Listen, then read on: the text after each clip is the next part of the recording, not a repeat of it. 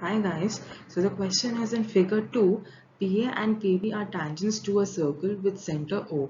If angle APB is 60 degree, then angle OAB is. So we are given with PA and PB as tangents, angle APB as 60 degree, and we have to find angle OAB, and O is the center of the circle.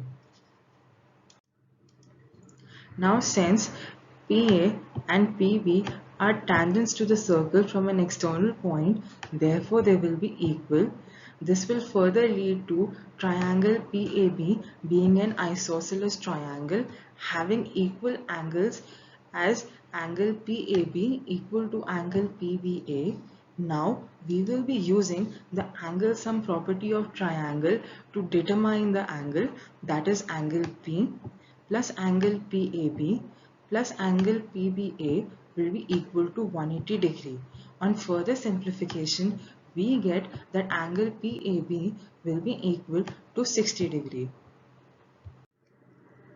Now we know that the radius is perpendicular to the tangent at the point of contact. Therefore, angle OAP will be 90 degree.